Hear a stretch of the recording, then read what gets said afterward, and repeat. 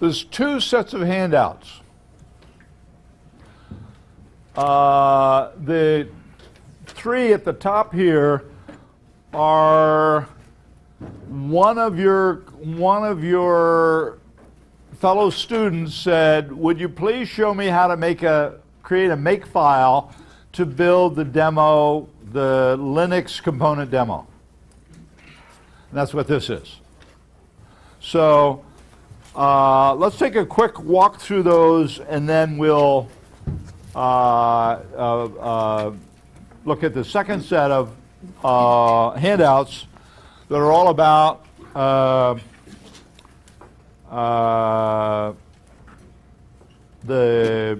building a component. So if you turn to component.cpp, the CPP files and the header file haven't changed. What I did was I added a make file, and I tested it on my, I'm not going to take the time to demo it for you today, but I tested it on my Linux, my virtual machine, and they all work. So if you look at the component, so this was just has a interface and class iTest interface and the test driver component. Okay. So I don't know why I named them that, it doesn't matter. But if you look at the last page, you'll see makefile. And so this is a makefile for component.cpp, create shared library libcomponent.so. So my target at line 5, all, is just, I target at line 6, all. What I'm building is libcomponent.so. SO stands for shared library. It's what in Windows speak we call DLL. And then at line 8 we say you build libcomponent.so from libcomponent.o, the object file.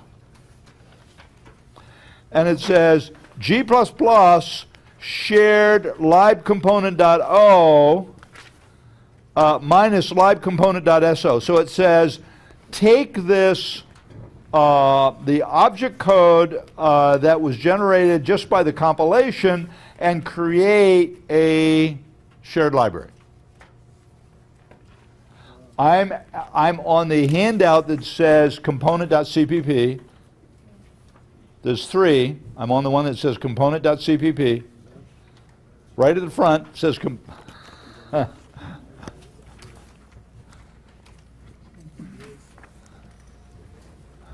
you go. Has everybody got component.cpp? Let's all be on the same page. Okay. So I'm looking at the last page of that packet. So again, line 6, I define what I'm trying to build. That's my targets, and traditionally, all is what you're trying to build, and it could be more than one thing. And I'm trying to build this shared library, SO, libcomponent.so, and at line 8 it says you build libcomponent.so from libcomponent.o. That's the object file generated by the compiler when I just ask it to compile. And at line 6 I say G++ shared libcomponent.o, take this object file and turn it into a shared library. And the result, the output, I call libcomponent.so. And then at line 11, I say, you build the object file, libcomponent.o, from component.cpp, and you do it by saying G++ minus C just says compile. Don't do all the other stuff, just compile it. And I have some error things I'm saying, make all the, show me all the errors and stuff. FPIC stands for Position Independent Code, and when you build a Linux shared library, you have to do it with that Position Independent Code qualifier. That manages the object structure, the structure of the object file. if you don't use -fpic, you'll have a bad image in the shared library. And then I say, so now compile component.cpp, and the output should be libcomponent.o. So, you know, this is declarative. You say, here's the end thing I want, and now to get there, you go to this middle thing, okay, and you take it to the end thing, and now you go to the first thing and take it to the middle thing. Just, that's the make way, okay? Somebody beeping at me? Was that my phone? No? Oh. Professor, could you please come again with FPIC thing? What is it that you? The FPIC, line 12, FPIC. Line 12? So that stands for position independent code, and that's controlling the way the object file is structured. Don't ask me to explain it to you because I can't, okay? But in Linux, you have to use that position independent code qualifier, and it's just controlling the way that object file is laid out so that it can be shared, okay? Position independent code. You know, look it up in the man page and it'll tell you something about it. Or consult Dr. Google FPIC, okay? Dr. Google will explain it all to you, okay? He'll give you totally wrong, absolutely ridiculous answer, you know, 4 of them, and then 2 good answers. Okay, it's up to you to pick out which ones you think are the good answers, okay? So this is how we build the component as a shared library. Now on the next one, I'm doing, let's look at the explicit load. Now I'm going to load this component explicitly, okay? So let's look at the C++ code for a minute, okay? This is just kind of like, you know, you looked at that, we we walked through that one DLL. It's kind of the same thing, only this is using Linux. So I start out by, at line 22, I say DLL open.libcomponent.so. You know, so what I'm doing, my code is explicitly loading that shared library, right at that statement. What's the title? Explicit _load _component.cpp.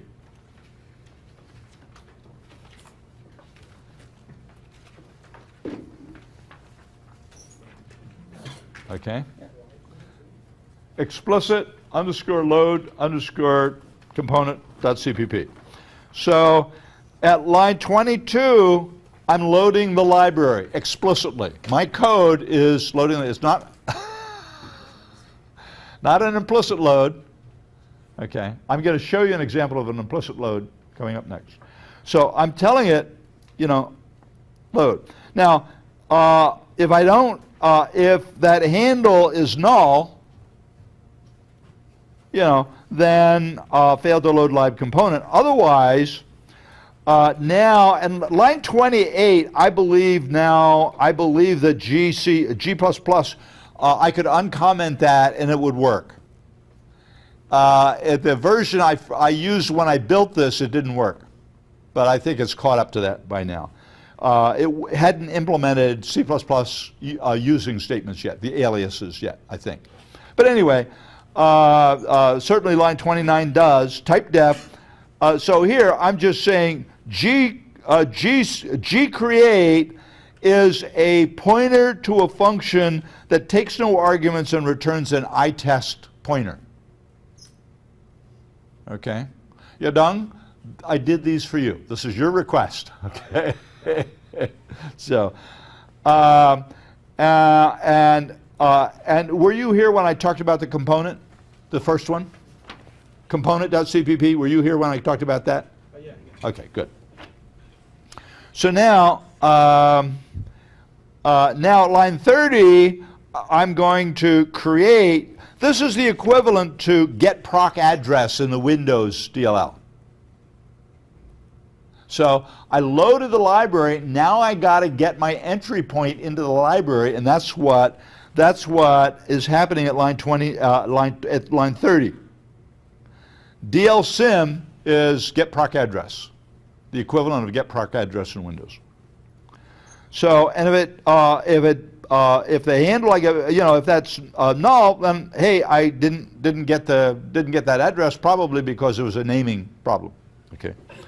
Now I just call gc create and do my test, and at the end I close my handle and I'm done.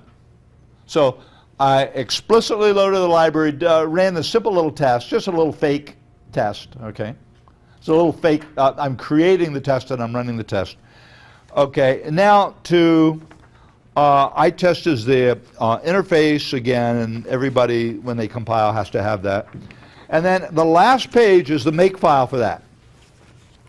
So all is, I'm trying to build the output for explicit underscore load underscore client. This is the output. This is the executable.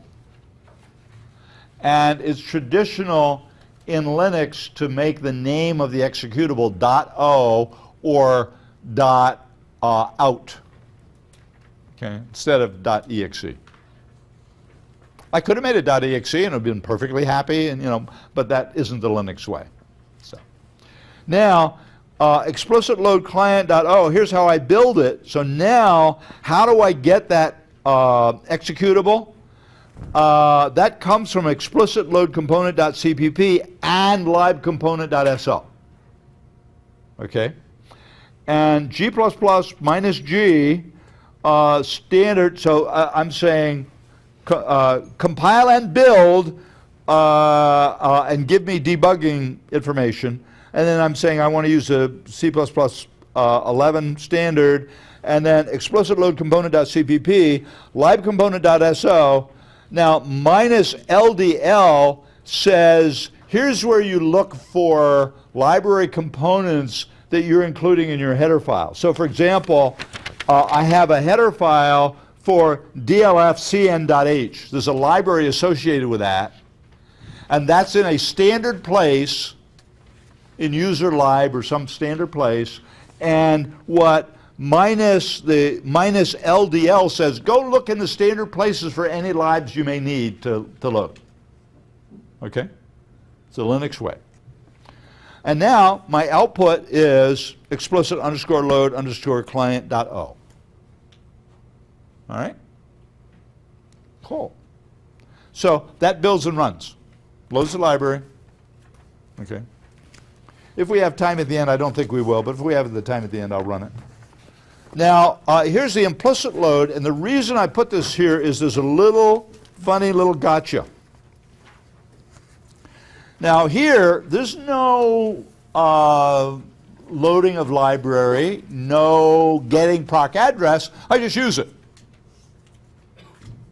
And like Windows, when I make a reference to something in the library and I compiled it the way I did, it'll find and bind it.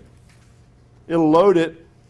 I don't know whether Linux does a lazy implicit load like Windows does, or it does a aggressive one right at load time, but it doesn't really matter. So, I just create an instance and use it. So none of that, all that, the library is all loaded and linked together by the linking loader. Here's the makefile for it.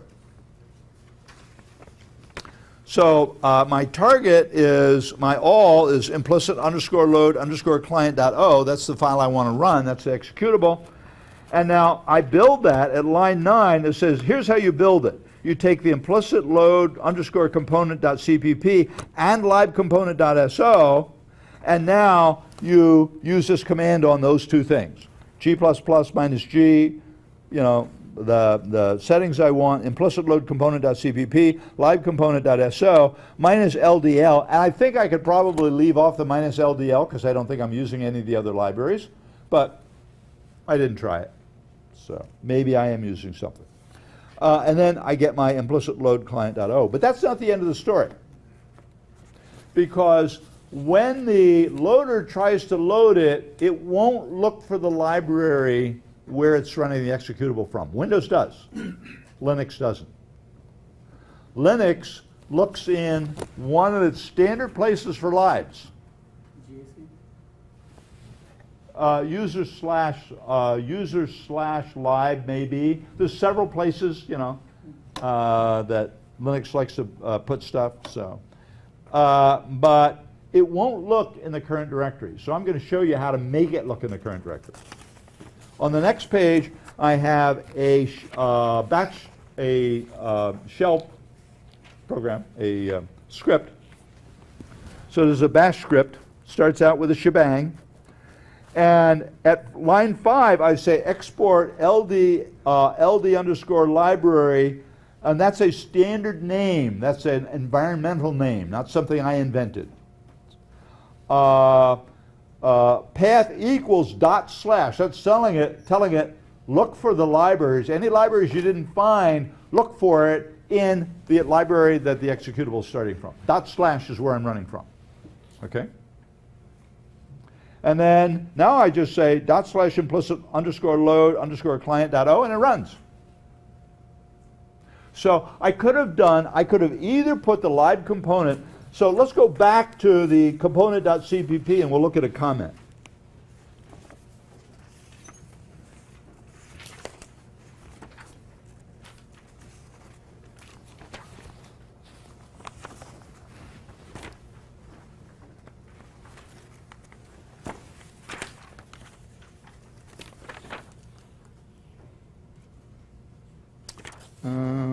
Where did I put that comment?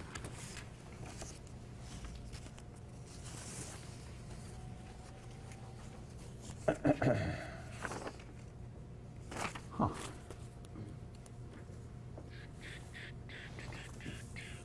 Oh, I think I know where I put the comment.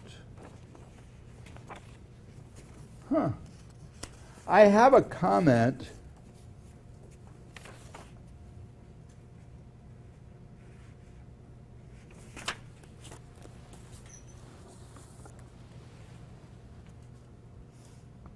Oh, yeah. So look at explicit underscore load underscore component.cpp. Actually, the only place where I don't need the comment is in the file that I put the comment. Don't ask me why. But at line 20, we say, using sudo dolphin, I'm pulling up the file manager and giving myself root privileges on the file manager. Copy libcomponent.so into user lib. If I did that when I ran the implicit, I should have put this comment on the implicit file. If I ran that, if I did that, copy that lib component into user lib, then I wouldn't have had to do the import. I don't like doing that because, you know, that user lib, you don't want to put just junk little test stuff. That ought to be a place where you put all the libraries you're building and that you're getting from other people that are doing useful things, not little junk little demos, okay? So otherwise you'll pollute it with scads and scads and stuff. You'll start overwriting library, you know, a good library name with this little junk library and all of that. You don't want to do that, okay? So you want to do it the way I did it here, but when you have a library that say, okay, yeah, this is a, you know, I'm going to use this a lot, then you just copy it into user/lib. Okay? So this comment really ought to get moved to implicit load, because that's the only place it matters. None of the rest of these places does it matter. But here it matters. What I did was, I had separate directories for each of these, and each have their own makefile. And what I did was, when I built the SO component, the library component, libcomponent.so, I put it on the, you know, I Control C, copy, and then Control V in each of the other two. So when I was building the implicit load and the explicit load, it was right there in that, where I could find it. Okay, so you're done? That's how you do it. You got a question? I was a little confused that for the explicit load, you said there's no need to include the lab. For the explicit load, I have to have the You don't need the component.lab file, right? But no, wait a minute now. So for the explicit load, yeah, it can be anywhere you want, but that's where you call it. But where I called it was from the same directory. But for the implicit load, For the implicit load, I didn't find anything like component.lab, the input file. So that means that I built it in the folder for component, the component.cpp. I built it, and then I took that SO file, that library, and I copied it into explicit load, and I copied it into implicit load. So both places when I built it, that library was there, in the folder where I was building it. Okay? So that's the difference between the Windows and Linux. No. No, that has nothing to do with difference. The difference between Windows and Linux is, for the implicit load, Windows will look in the directory that the main program is executing for any libraries you may wish to load. Linux does not do that. Windows will look at two files. One is DLL. Linux, Windows will look, when it's looking for libraries, it looks in the directory where you're executing the code, among other places. But it will look in the directory from which you're executing the code to see if it can't find the library that you're trying to, that you have cited here, then it will look, one of the places it looks is in the directory where your executable is running. And almost always that's what we do. We put those DLLs right in the same directory where the executable is. Linux doesn't do that. Linux search rules do not include the local directory. That's why I did the import in my shell script. You with me? So here.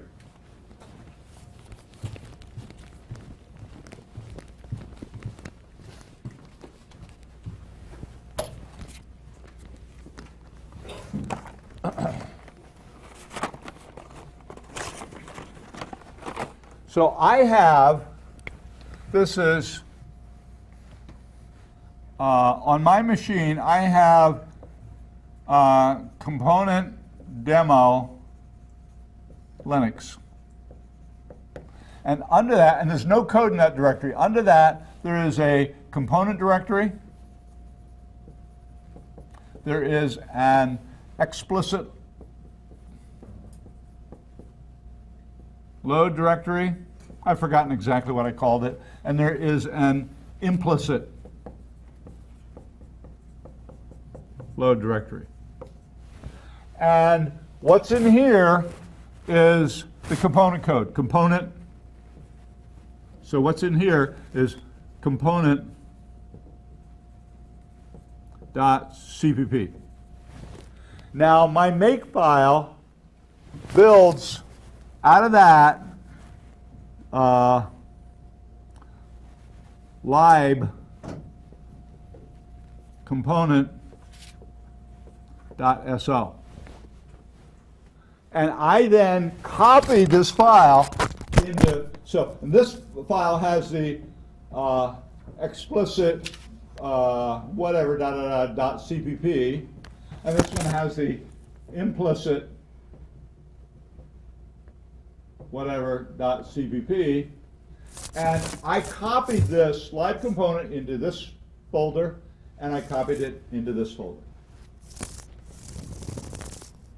Now, when I build the explicit load, okay, that really isn't using the live component to build, but when it runs, it loads it. But I'm telling it in my DLL open or what in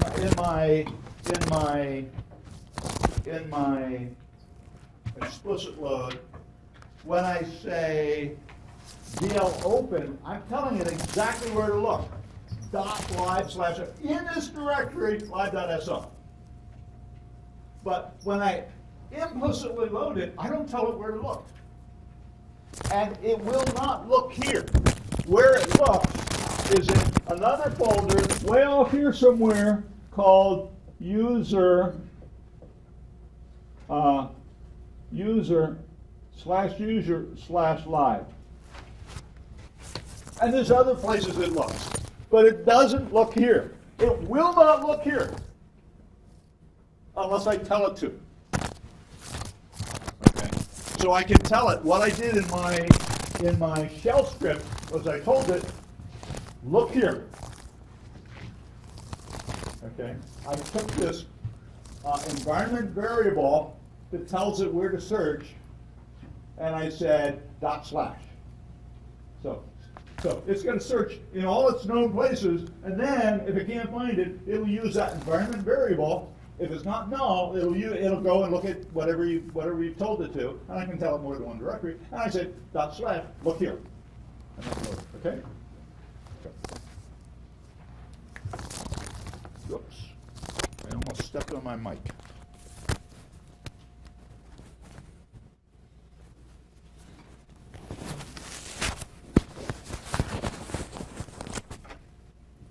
Okay.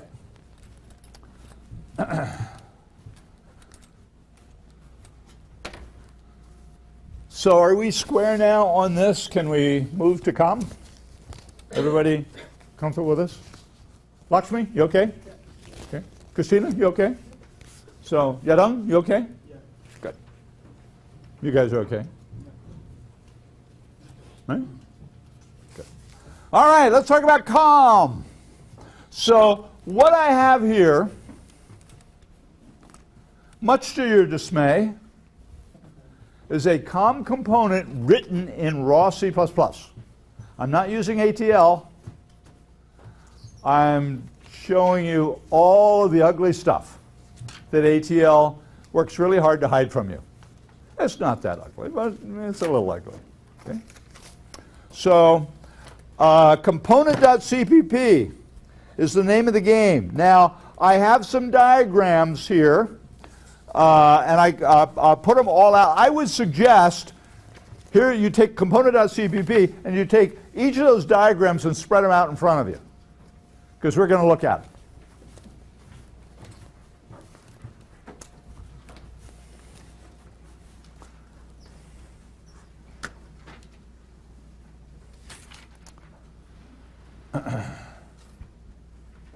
So, class diagram.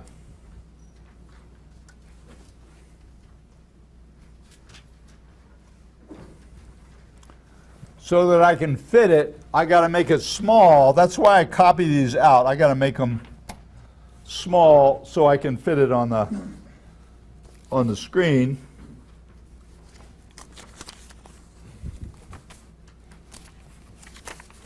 So we're going to take a quick look at the diagrams, and then we're going to look at the code.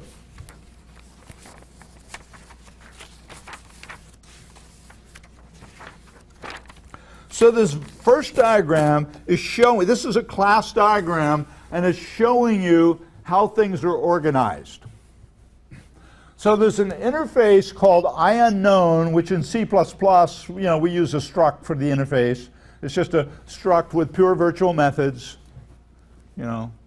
Only that isn't quite true.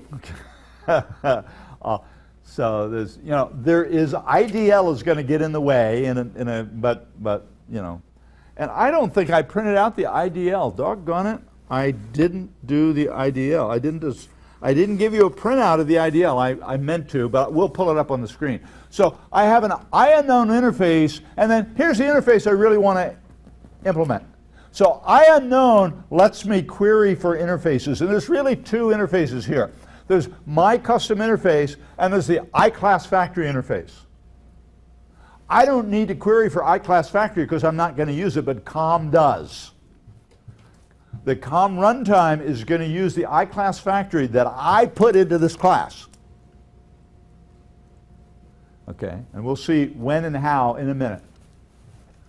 So this class factory is responsible for creating an instance of my class CA that derives from my custom interface, which in turn derives from IUnknown. So this function has to implement, in this case, it's fx and fy, and query interface, add ref, and release. It has to implement all three methods. because those are just interface methods. They're equivalent to pure virtual methods, right? Right through? Okay. So, and, you know, my class is, and these are silly little methods, you know, fx and fy. And I hope I named them the same thing here. I think I did. Now, part of this component has your code, but it also has component.idl, and I'm going to show you that in a minute. And this IDL gets compiled down into component.h, and this component.h is building these headers, building those interfaces. Not the headers, it's building those interfaces. We're just defining them in IDL speak, in interface definition language, interface definition language speak, syntax, and there is a compiler, not a C++ compiler, an MIDL compiler that runs, and it builds the header files. And it builds component_i.c. This guy has these interface definitions. This guy has definitions for identifiers, globally unique identifiers, GUIDs, that let me get at stuff. We'll get to that in a little bit. Also, there's a DLL main. There's a DLL function, a DLL package that has 4 functions, one of which is DLL main. And this is Windows style. Very often we don't use it, but COM needs it. And one of the things that's in that DLL is a function called Dll Get Class Object. It may be that I've forgotten it. It's possible that I put this method here. I don't remember. But anyway, Dll Get Class Object. Now, this is a fixed function name. It's always the same because COM is going to call this function. What this does is that gives COM the pointer to the class factory that he can use to create the object we really want. So Dll Get Class Object is called by COM. We write it, but COM calls it. And COM is expecting exactly that function name.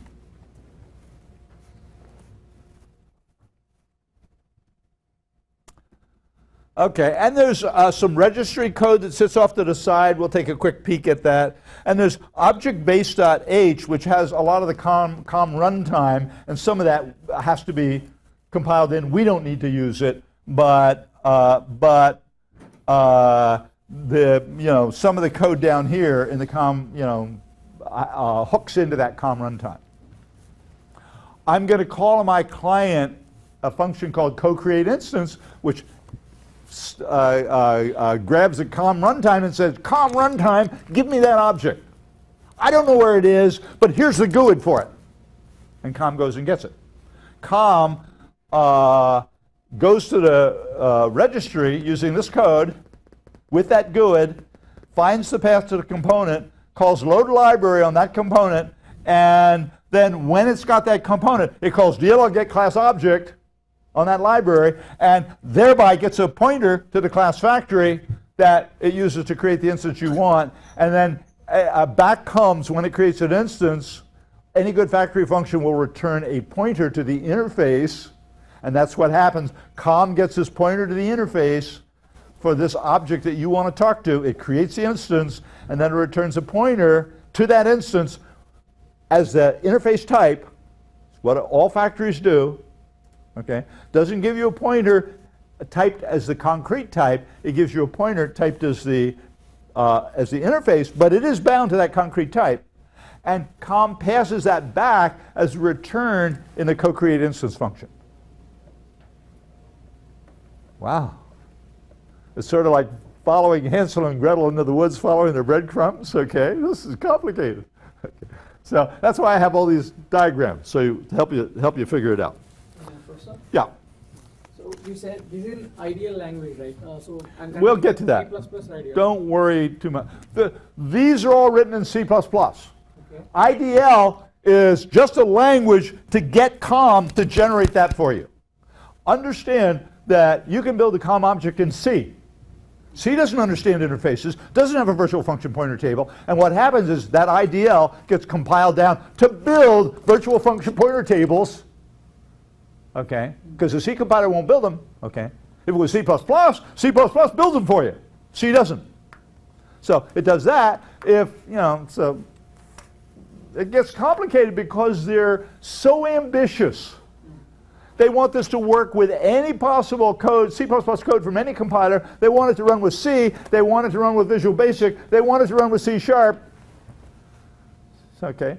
And they got all that to work at the price of being very complicated.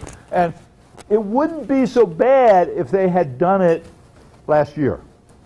Because by now, we all know how to do those sorts of things and hide the plumbing. But they did this in 1985 or 90, something like that. And we didn't know how to hide the plumbing very well. And there's a lot of plumbing hanging out. So what it means is, for you to use this, you need to know a lot about that plumbing, unfortunately. Okay. Let's look at this. So now I have a structure chart that looks like this. Structure chart.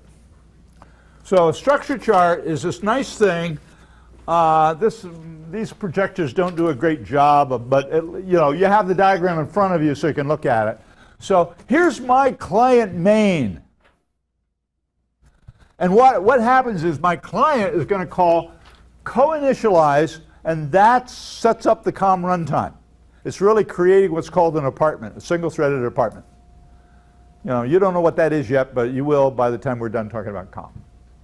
And then the client calls co-create instance. Both of these things are out of the COM runtime, the COM library. What that means is they're a part of the Windows API that's associated with COM. There's just Windows API calls. So now the client calls co-create instance, and what happens, co-create instance comes down here and calls co-get class object, and then calls Dll Get Class Object. That function that I said you have to write in your DLL to give COM access to the class factory. Now, once he's got that, he creates an instance of the factory and uses the factory to create, well, here he's just creating an instance of the factory and calling addref, and he uses that now. Okay, now he comes back, and here's this create instance function in the factory. He uses that to create an instance of our class that implements our custom interface, our CA class. It's the same CA as we saw in the first diagram. Okay, and then the client can call query interface to get the particular methods he wants, like fx or fy. He calls query interface to get that custom interface, and now he can call fx and fxy on that custom interface. And then eventually the client's going to call release, okay? And what happens is now, and he calls co-initialize to tell COM, I'm done. And the COM library now uses some information that we're going to supply. We'll see it today or Thursday if we don't get to it today. He looks at DLL can unload now, and if it is, he unloads the library. So what's going on here is, remember that I've just loaded a library, but maybe 3 other people have loaded it. Maybe somebody else loaded it before me, and so a new one didn't get loaded in memory. I just get a reference to the one that was already in memory. But what happens is, let's say one person their client called co-create instance, and that library was loaded. It wasn't in memory. The library got loaded in memory. Client isn't done with it yet. I call co-create instance. Now I get a reference to that library, and the library, there's a counter, a GC component or something like that, counter, this counting how many of us are using that library. Now, there's also a reference count that says each of us has a separate, unique reference count. That first client has a reference count, I have a reference count on the CA object. I may use the CA, I may have more than one pointer to CA for reasons that aren't terribly obvious right now, but they will be as we progress. You know. So now what's happening is I'm keeping track, that there's a reference count that's keeping track of how many of those references I have to that CA object, and when all my references go to 0 by me calling release on the pointer on the reference to that object, then that object is destroyed, but the library isn't unloaded, the object is deleted, no longer is in memory, and should I needed to use it again, the DLL is still in memory, and as long as anybody has said they're still using it, okay, then it's going to stick around in memory. Now, I'll come back and I'll call co-create instance again, and I'll create another instance of the CA class, okay?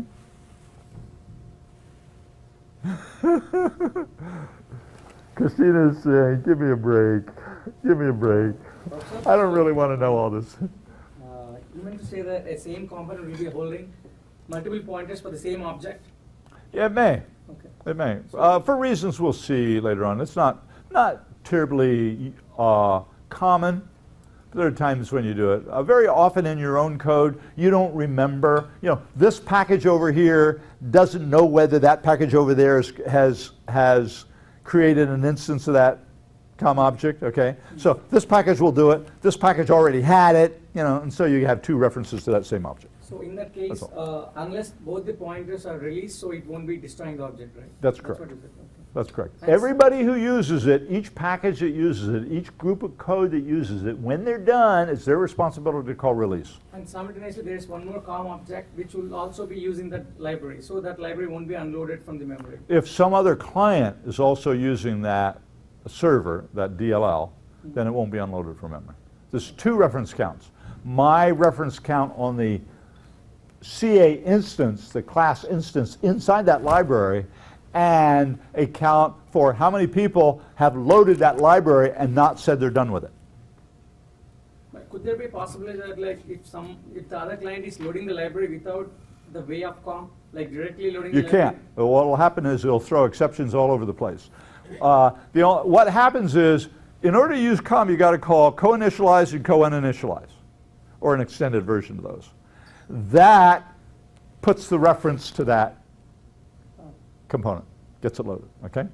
And if you try to do any COM without calling co-initialize or co-initialize, bang, up goes an exception, okay? Just to prevent that from happening.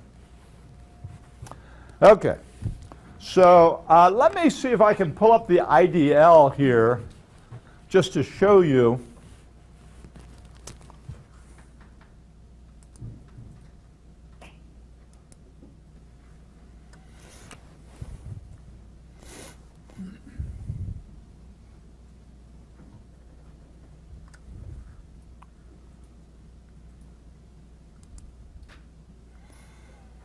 Okay, I want to go to SU 775, code,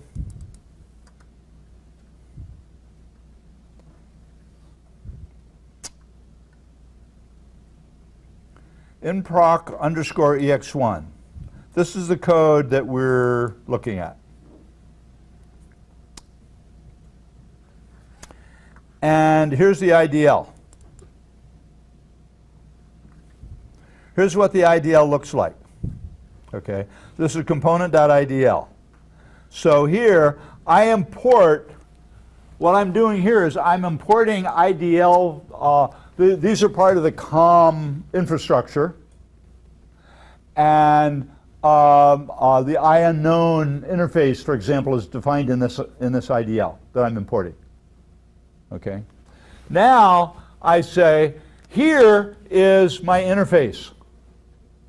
So I say object UUID. This is a GUID. This is a 128-bit identifier that says, now, we don't make these up.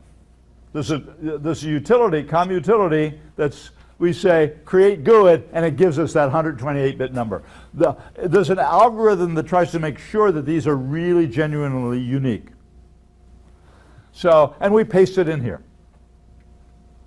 And now we say interface iString, I unknown, I derive from I unknown, and H result fx in bster. So this is a COM string. I'm telling it, I'm just going from the client to the server, not expecting anything back. Okay. And H result is a status code. Every COM function except for add, reference, release return a status code. And here's my other function, fy. Now here I'm going to get a string. And so I say bster out retval H result. And this is a pointer, and I will get to that, but not today, why we're doing that. So there's a GUID that identifies my interface. There's a GUID that identifies a type library. So type libraries were the beginning of reflection. In .NET, the metadata holds type information in the assembly. In COM, that type information was held in a type library separate from the component. And the Microsoft designers, after a while, said, oh, that was a bad idea. They should be together. And so let's get the next version of COM. And the next version of COM was .NET, and they put them together. Okay. So now I have another GUID for my type library. And finally, there's a GUID for the component. 3 GUIDs as a minimum for a COM component. GUID for the one interface, GUID for the type library, and GUID for the component itself. So when COM looks to get, when you tell it co-create instance, you're essentially giving it a string version of this name, of this GUID. You're saying, I want that component, and COM translates that into this number and goes to the registry and looks it up in the registry and gets the path to the component and loads it. Okay. Now, if I had more than one interface, and like iClass Factory has, the class factories have 2 interfaces, iClass Factory and iClass Factory 2. Okay. So a component may well have more than one interface. If I do, then I'm going to have a GUID for each interface. Each interface is identified by a GUID. Type library is identified by a GUID. The component is identified by a GUID. So all of that information is stored in the registry with these GUIDs as keys. And it can find, you want the type library, it can give you the type library. You want the DLL, it can give you the DL. You want the definition of the interface, it can get it, It's actually, it won't return the interface. It uses that GUID when you run query interface. Okay, so that's IDL. And this is what gets translated by the MIDL compiler into the interface, the C++ interface that your code is going to use. Okay.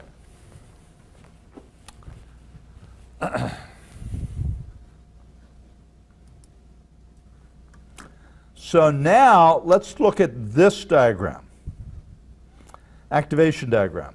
So this diagram,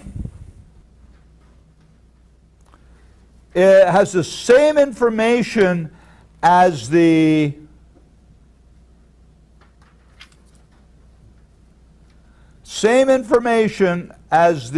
structure chart, but it shows you who is doing what to whom. So here,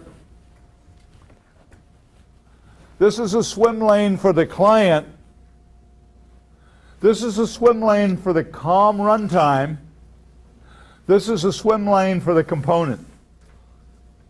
So I start out life by calling co-initialize and then co-create instance. I want a pointer to that active instance. And so that goes to the COM runtime. COM searches the registry and finds the improc server 32 for that class ID and calls load library. It finds the path to it and it loads that library. Okay. Now here the server DLL is loaded and DLL main is called. That happens when I load a library. Anytime I load a library, if there is a DLL main, it's called. And that's like a constructor. In a sense, it's like a constructor for a library. It just initializes anything that might happen to be needed. Now, COM runtime comes down after it, so it loaded the library, and here's the component now coming alive, and it calls DLL main. COM calls get proc address, just like what I did. Remember when I showed you that explicit loading of a Windows DLL? I called get proc address. Here's COM doing exactly that, get proc address. So now it says COM calls get proc address, and what it's looking for is DLL Get Class Object. That's going to return him a pointer to the factory. He uses that to create a class factory and uses that to create COM calls class factory create instance, okay, and that generates an instance in this DLL, and now COM returns the pointer to that instance to the client. So what happened is all that came from calling co-create instance. Now the client uses the pointer to access objects, to access methods in that object, and send and receive data, and the server is just responding to the, here's the server reacting to those function calls. Now, if this component resides in the same apartment as in other words, it has the same security model and the same threading model, it resides in the same apartment, and I have a direct pointer to that object, and I just call methods using that pointer. It's just standard old C++ using a pointer to call methods on an object. Okay? So this point interface works only for same apartment? No. I've said if I'm in the same apartment, I have a direct pointer. Now, if I'm not, this path works, but now there's a proxy here and a stub here, and a communication channel in between, and COM puts it there. You did nothing to put that communication channel there. The COM runtime did that on your behalf. It looked to see if the apartments, if the component could be loaded into the client's apartment, and I'll give you the rules for that. Not today, that's coming. But so if it can load it in the same apartment, it does, and gives the client a direct pointer to that object. But if it can't, it constructs this channel with a proxy and a stub, and it's like any proxy stub. It's taken your request, the stack frame for your local request, breaking it down into messages. Blip, blip, blip, blip, blip. Over the wire goes those messages. That's used. The stub builds back up the stack frame and applies it to the object, just like it was a function call at that, in that place. Okay. And all of this is so that, for example, for security, if I have a difference in the security model, I can say, for example, that this function can only be called by an administrator. What happens is there's a little interception, a little filter that's taking those messages, examining them, and says, okay, this requires administrator privileges. Your token, your security token, doesn't make you administrator. You can't call that method. And it returns an H result, a failure H result. Okay. So, Professor, if it directly hands over a pointer, so there's no encapsulation as such, like all the methods? Yeah, it's encapsulated. The object is encapsulated. You just have a pointer to that. You're not breaking encapsulation by making a pointer to an object. If I create an object, you know, forget COM for a minute. If I just create some C++ object, okay, now I can say my pointer equals the address of that instance, and now I could use pointers to call its method. That's not breaking encapsulation. The objects are still nicely encapsulated. Same thing is true here. Okay? Okay, so this is really the same information as on that structure chart, but it's telling you, it's giving you the flow of things. How do things happen? What order do they happen? Okay, so those three diagrams, the class diagram, the structure chart, and this activation diagram give you the complete picture. The structure chart shows you the chain of all the methods that are called, at least all the ones that I could lay my hands on. I didn't go through the entire COM runtime to, you know, so there may be a missing couple of function calls, you know, somewhere in there, you know, but basically what I show you is correct. So, Professor, there, when you said server DLL loaded, DLL main call, that means the DLL has been loaded into the memory? Yep. And always when a DLL is loaded in memory, if it has a DLL main, it's called. It's treated like a constructor. So after that, the COM tries to get the address of that for loading. After that, the COM, what happens is it knows where that library is. It loaded it. It's got a handle to that library. And now it's using that handle to the library to call Dll Get Class Object, which is a function in the DLL main part of that object. You know, and then that kicks off that whole sequence. Okay? Okay. Now, the last chart is this one.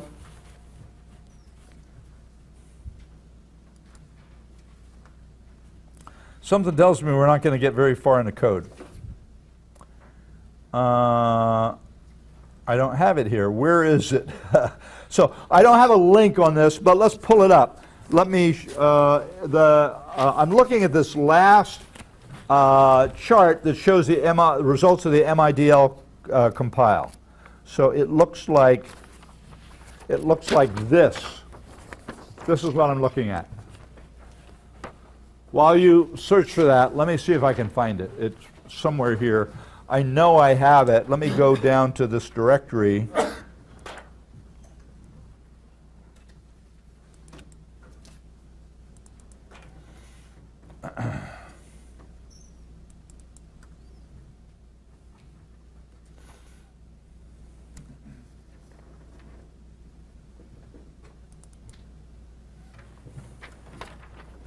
MIDL PDF. Here it is. So here, this is the chart that I was talking about. So here, the MIDL compiler is compiling the IDL. And what it generates, so here's the IDL going into the MIDL compiler, and what comes out is comp.h. This is C++ type definitions. These are the header files. And your code will pound include some of those. Okay. And comp_i.c provides GUID definitions. This is saying this 128-bit number, let's give it this name. And your code is going to use those names. And there's a fairly consistent algorithm for generating the names from your project. Okay, and so when we look at code, we'll look at that a little bit. Comp.tbl is the type library used by Visual Basic, C++, Java, Visual, blah, blah, blah, blah, to access type information. So type libraries, this improc_ex1 is not going to use the type library. It's already compiled the IDL. But it's possible for a client who doesn't know anything about your object, doesn't know the interfaces or anything, it's possible for him, if he's got, he wants to do delay loading, okay? I got this client, and he, think of a test harness, okay? Suppose that we were loading, instead of test libraries in straight C++, we were loading COM objects. Then what that test harness would do is go to the type library and get information about the interface so that it could call. So this is absolutely equivalent to what we do with C# reflection when we say activator get instance or activator create instance, I think it is, okay? That's exactly, the type library serves that same purpose. We can create an instance, delay load, you know. I'm not going to do that. There is a very nice presentation which was done by a guy, a former student of mine who took this class, and I think he was doing an independent study with me, and he developed this really nice presentation for delay loading. Okay, he walks you through that entire process. If we have time, we'll look at it. I don't think we'll have time, but if we do, we'll look at it. And if we don't, I'll point out where it is, and you can look at it if you want to. But it's the same idea as this, you know, test harness, activator create instance stuff that we did, you know, in SMA. Okay. So now, yeah.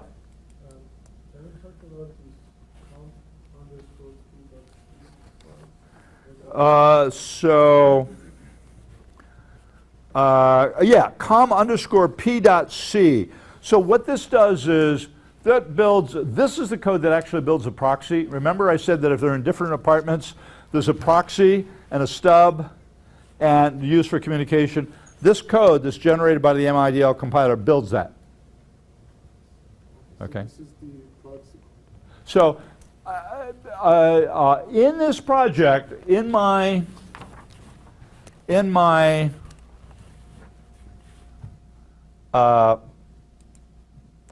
this project, I didn't do it here.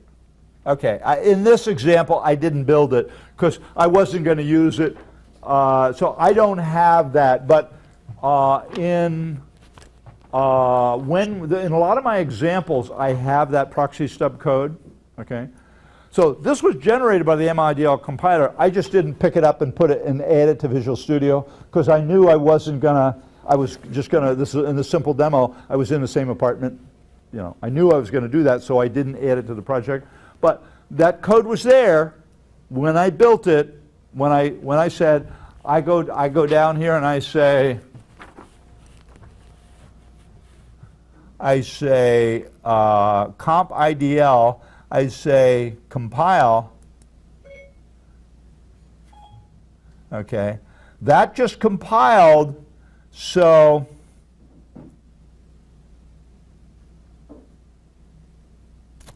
you're not going to tell me. So let's see if I can sort out real quickly. I'm not sure I can, but real quickly, let's see if I can. Where's my debug? Here's the type library. Here's the DLL. No, here's the DLL, component.dll. And this is binding information. And so in this project, I am not building that. But, and I don't need to because in this demo, the client and the component are in the same apartment throughout this. But we will see some examples where I do have that type library. And if you want to load a component that needs to be put into a different apartment than the client, then you got to build that. You got to build that what's generated by comp_p.c, and it'll say proxy. It usually is type proxy something. Okay, proxy.c or whatever, proxy.h and proxy.c. So I'll show you. You know, there is the code is actually automatically developed by comp. This is when I run this MIDL compiler. All that stuff is the code is generated. It's a MIDL compiler is generating code. It's generating the interfaces I need to use with my C++. It's generating the proxy stub code. It's generating the blah, blah, blah, blah, blah. Okay. What about the comp_i.c? Is that also stop code? Where are we? The second one, comp_i.c. GUI definition. Comp_i.c is where the GUI definitions are. Is that like also stop code for? So what that's doing is associating a string with a GUID number. And that allows me in my client to use the string, which is derived from the project name, so I can figure out what it is. I won't remember that GUID. I'd have a hard, if I had to use that GUID, I would be forever making mistakes, typing mistakes and all that sort of stuff, and I would never get it right. So what's in here is just there's some other stuff, but mainly an association between those names and that GUID value. Okay? And again, that's generated by MIDL. All right. Some other stuff, DLL data.c. That's used under the covers. We don't really, we're not going to lay our hands on it. There's two other things at the bottom, comp.tlh and comp.tli. We won't use those. Those generate smart pointers, a whole bunch of smart wrappers for beasters, for safe arrays, for pointers. But there's another set that's been defined in the ATL, come to me in a minute. Active template library.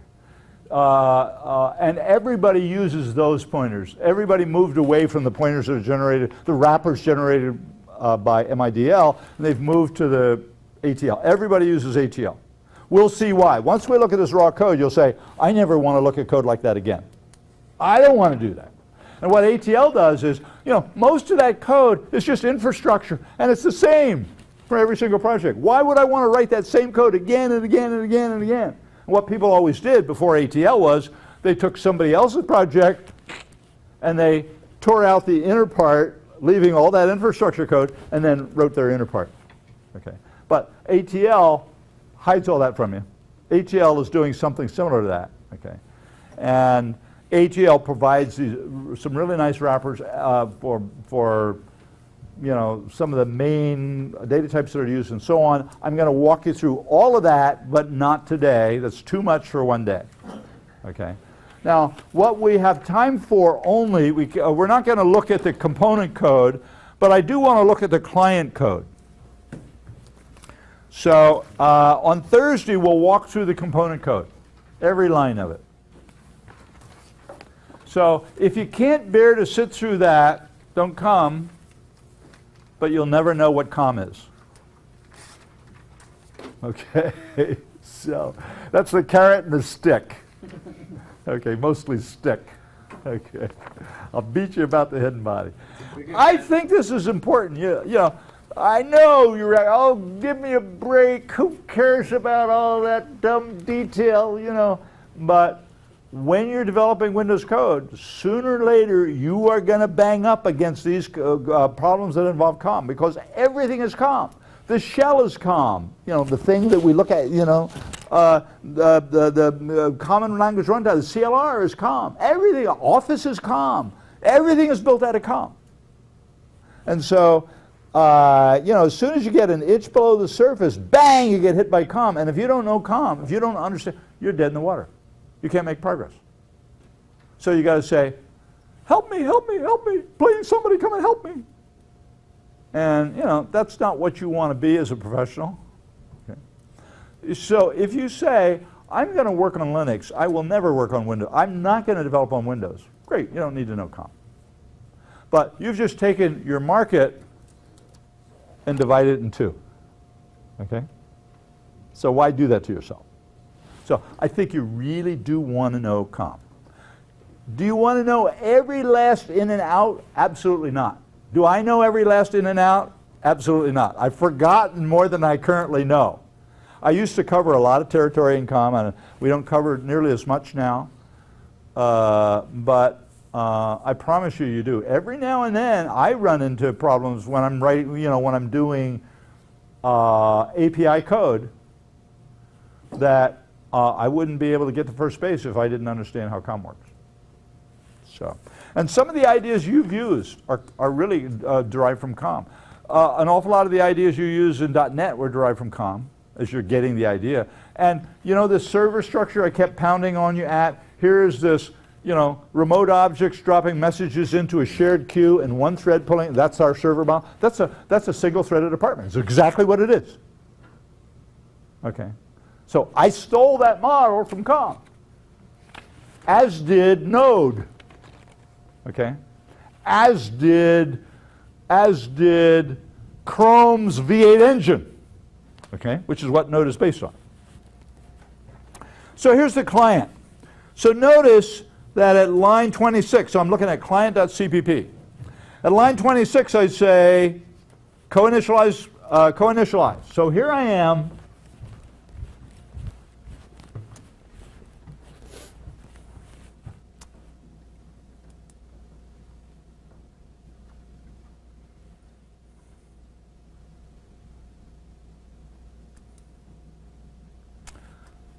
So here I am, co-initialize, that just did this. And what this does is this puts me, this particular version I've used, puts me in a single-threaded apartment.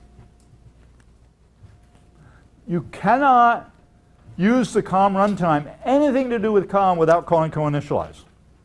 You must call co-initialize. So if you call co-initialize, that puts you in a single-threaded apartment, which is the simplest of the apartment models. If I want to put myself into a free-threaded or multi-threaded apartment, which you can, then there is a co-initialize EX that takes some arguments that will put you in those. And I'll illustrate them later on. But here, I'm just using the simple version. So I've now, at line 26, when line 26 is finished, I'm inside a single-threaded apartment. That call was made right here. Now, I call, at line 34, co-create instance. Now, notice the colon, that's my way of saying this is from the global namespace, meaning it's an API call. Just my way of reminding myself forever that this was an API call. Okay, you can remove that colon and that's fine. It'll compile just fine. It's just saying it's not in any. It's in an unnamed namespace, meaning it's in the global namespace. So now class ID underscore improc underscore ex1. That is the GUID. This is the pretty name for the GUID for my DLL.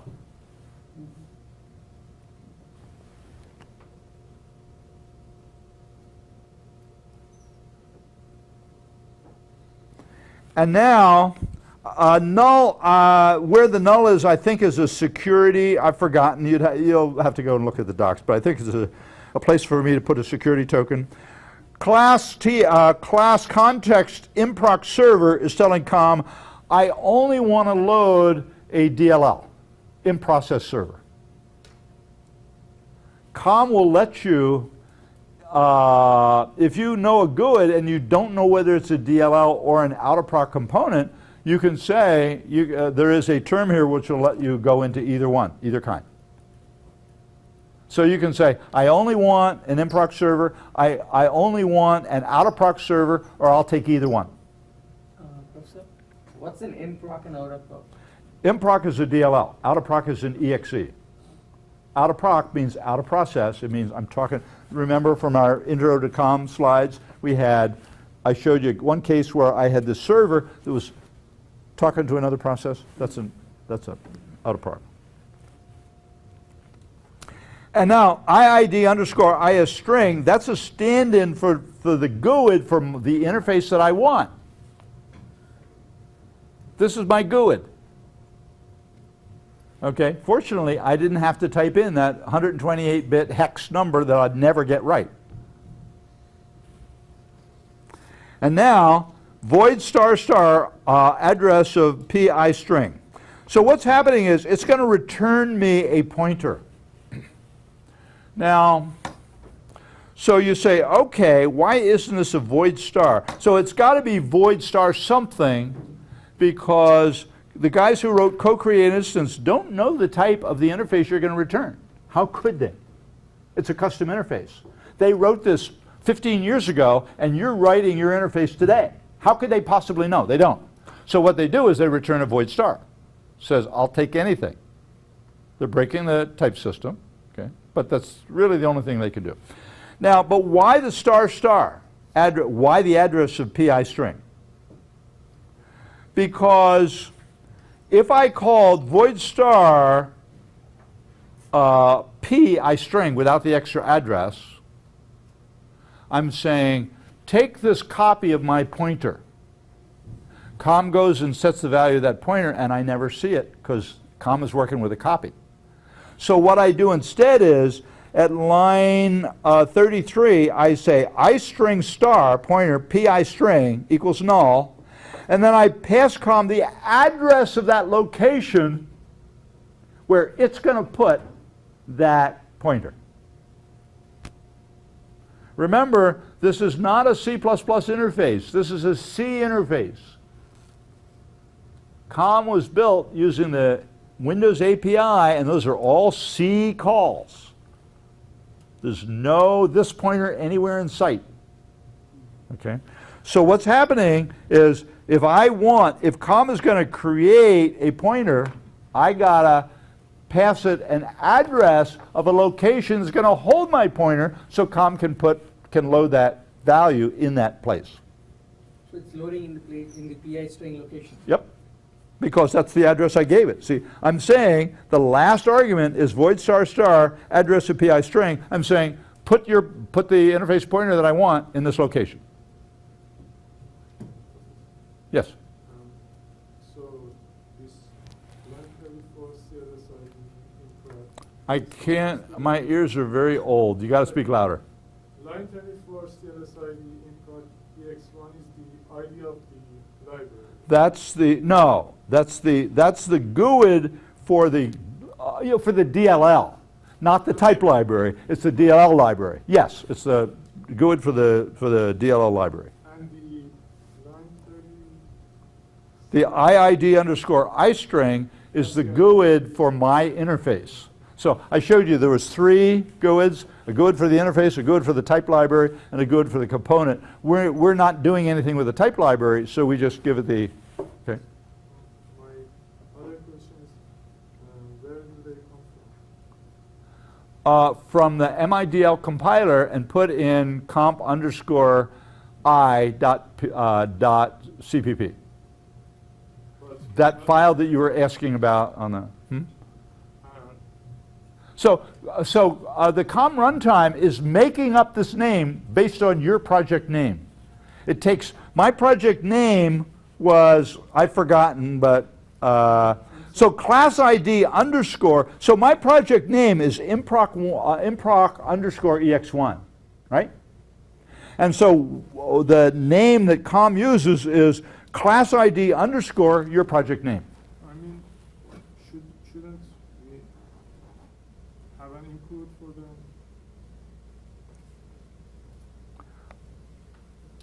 So what's happening is I am compiling, so in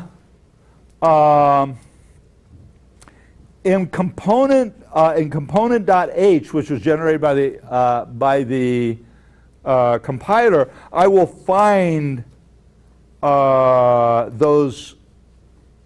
I won't find the values, but I'll find their definitions, and then the CPP loads those values, the GUID values, into that definition. How you doing in the back row? Simo? Sort of. Okay. Good. So now, that may fail. COM calls will fail for a whole variety of reasons. Young lady, would you